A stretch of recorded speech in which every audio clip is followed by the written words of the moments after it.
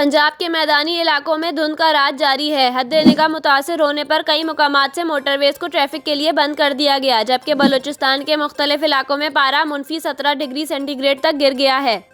Motorway police के मुताबिक Lahore Islamabad motorway M2 को लाहौर से हिरन मीनार तक, लाहौर मुल्तान मोटरवे M3 को फैजपुर से ननकाना तक, जबकि सियालकोट लाहौर मोटरवे M11 लाहौर से समड़ियाल तक ट्रैफिक के लिए बंद कर दी गई।